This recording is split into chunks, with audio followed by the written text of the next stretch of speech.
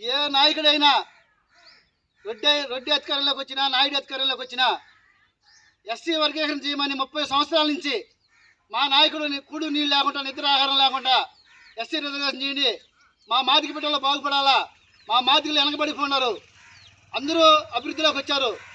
అప్పట్లో పెద్దల కాలాన చదివించుకునే వాళ్ళు లేరు. ఇప్పుడు కాస్త పోస్తో కూలీ నాలా చేసుకొని పిల్లకాయల్ని ఏదో డిగ్రీ వరకు చదివించుకుంటున్నారు. మా ఎస్సీ వర్గీకరణ మాకు వస్తే ఆ బిడ్డలకి ఏదైనా ఉద్యోగాలు వస్తే ఆ కుటుంబంలో ఒక 4 ఉన్నా 5 ఉన్నా ఆ ఒక్కరి వల్ల దాహం తాగుతారని చెప్పి ఎస్సీ వర్గీకరణ చేయమని మా నాయకుడు 30 సంవత్సరాల నుంచి పోరాడుతుంటే రెడ్డి నాయుడు అధికారంలో రాకముందు మాదిగలకి మోసగించి మాటలు చెప్పి మేము రిజర్వేషన్ చేస్తాను, మాదిగలు మాకు ఓట్లు వేయమని చెప్పి ఓట్లు వేపించుకుంటాడు.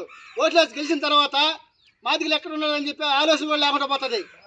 రెడ్డి అధికారంలో రాకముందు రెడ్డి కూడా మేము అధికారంలోకి వస్తే మేము చేస్తామని చెప్పి ఆయన అపోజిట్ పార్టీలో ఉన్నప్పుడు మాదిగలకు మద్దతు ఇస్తాడు. అధికారంలోకి వచ్చిన తర్వాత మాదిగలని మర్చిపోతున్నారు.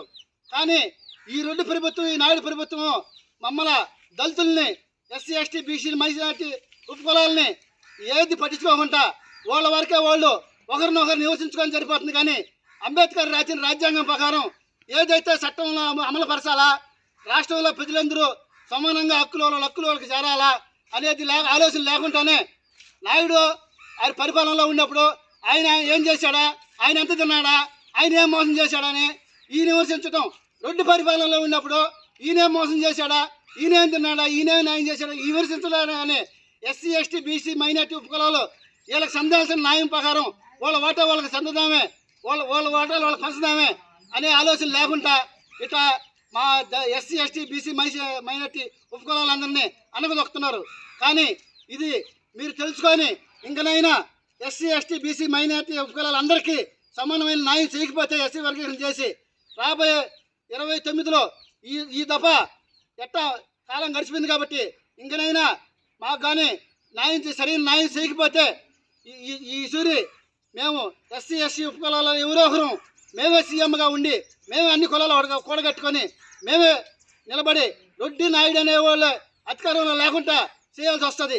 అది గమనించుకొని ఈ సూరి అధికారంలోకి రావాలంటే ఎవరైతే రెడ్డి కావచ్చు నాయుడు కావచ్చు మా నాయకుడిని కృష్ణమాదిగిని ఎవరైతే సాగర్ దగ్గరికి తీసుకొని మీ తరపున మాకు ఓట్లు వేయించి మమ్మల్ని గెలిపించండి, ఈ సూరన్న మేము మాట మీద నిలబడి మీకు న్యాయం చేస్తాం, ఎస్సీ వర్గీకరణ చేస్తామని చెప్పి మా నాయకుడిని పిలుచుకొని మాకు ఖచ్చితంగా మా నాయకుడి దగ్గర మాట ఇస్తేనే మేము ఈ సూరి మేమే కాదు మా నాయకుడు మా మాదిగలకే కాదు ఇప్పుడు ఏ కులంలో ఇబ్బంది జరిగినా ఆ కులంలో పోయి మా నాయకుడు ఆ ఇబ్బందిని సాగు చేస్తున్నాడు.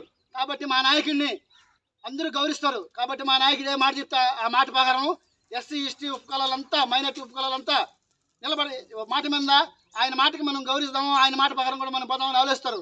కాబట్టి ఖచ్చితంగా ఈ సూరి ఎన్నికలు రేపు జరగబోయే ఎన్నికలలో ఎవరైతే టీడీపీ కావచ్చు వైసీపీ కావచ్చు మా నాయకుడిని పోయి ఇప్పుడు సరే మేము మాట చెప్పినాం, ఈ సూరి మాట మీద నిలబడతాం, మీకు రిజర్వేషన్ చేస్తాం, అన్ని కులాలకి న్యాయం చేస్తాం అనే మాట ఇస్తే ఈ సూరి ఖచ్చితంగా వాళ్ళే ముఖ్యమంత్రి అవుతారు.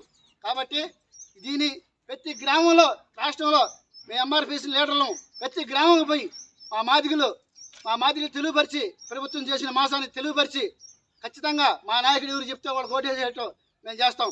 మేమేమి నిద్రలేచి పోయి కష్టపడితే ఒక మనిషి 500 600 కూలి చేస్తున్నారు. మీరేదో ఈ ఓట్లు ఎలక్షన్ ఇచ్చినప్పుడు 10 రూపాయలు ఖర్చు పెట్టినంత మాత్రాన దానికి పాలుమాలే వాళ్ళు ఎవరు లేరు. ఇప్పుడు 5 సంవత్సరాలు ఒక సూర్య ఎన్నికలు ఇచ్చి ఒక 2000 రూపాయలు ఒక మనిషి ఖర్చు పెట్టినంత మాత్రాన మేము పాలుమాలవడం కాదు. 2000 రూపాయలు 4 రోజులు పనికి పోతే మాకు 2000 రూపాయలు వస్తుంది. మా జీవితాలు మా బిడ్డల జీవితాలు బాగుపడేది ఆలోచిస్తున్నాం మేము ప్రస్తుతానికి మాదిగలం అంతా. కాబట్టి ఖచ్చితంగా ఎవరైతే ఎన్నికలకు ముందు మా కృష్ణమాదిగిరి కాడికి పోయి మా కృష్ణమాదికి మాటిచ్చి ఆయన ఎవరైతే అవమానిస్తారో వాళ్ళే ఖచ్చితంగా ఈ సూర్య ఆంధ్రాలో సీఎం అవుతారని చెప్పి తెలియపరుస్తూ జై మాదిగ, జై కృష్ణమాదిగ.